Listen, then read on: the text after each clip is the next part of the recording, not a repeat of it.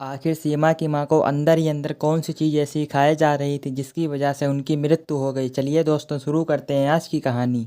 सीमा इस कमरे में बैठे आंखों में आंसू लिए सोच रही थी, ये माँ का कमरा कितना गुलजार रहता था। सब मोहल्ले के बच्चे माँ से हिले हुए थे।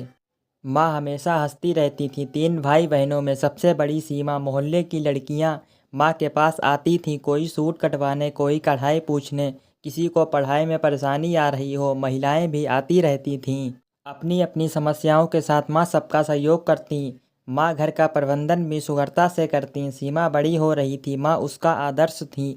वह पापा को भी बहुत प्यार करती थी। पापा भी बच्चों पर जान छिड़कते थे, पर माँ को हमेशा कुछ तीखा बोलना उनका स्वभाव था। कभी कभी माँ लड़ जाती थी, पर कभी कभी रात को अंधेरे में उनको रोते देखा था। वह जब छोटी थी तो समझ नहीं पाती थी, जैसे जैसे बड़ी होती गई सब समझ आने लगा।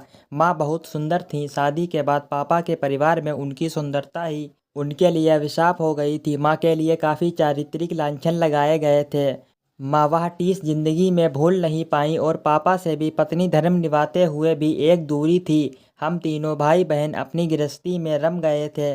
माँ ने अपने को बिल्कुल शांत कर लिया था। अब भी वह पापा का पूरा ख्याल रखती। कभी कभी पापा अपने भाई बहनों की बात किसी के सामने करते, पता नहीं मम्मी वहाँ से उठकर चुपचाप काम में लग जाती।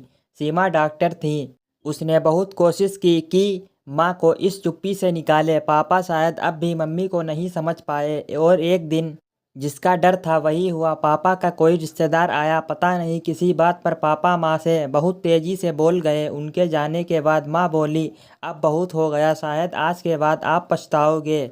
मेरी फ़ोन पर माँ से रात को बात हुई। कुछ दिन से माँ की तबीयत सही नहीं थी। वह मानसिक रूप से टूट गई थी। मेरे पूछने पर बोली, मैं सही हूँ, जल्दी ही तुम तीनों मुझसे बच्चों को लेकर मिलने आओगे। और रात में दर्द उठा। पापा को तो बताती ही नहीं थी और हमेशा के लिए विदा हो गईं। इतनी ही देर में उसकी बहन और भाई उसके पास आ गए। वह तीनों आपस में लिपट कर रोने लगे। पापा भी खड़े थे, आंखों में आंसू लिए। तीनों पापा को चुप करने लगे। सीमा, आप माँ को समझ नहीं पाए। कोई बात, उनको ज़िंदगी भर व्यतीत करती रही। चलो अब सब शांत हो गया।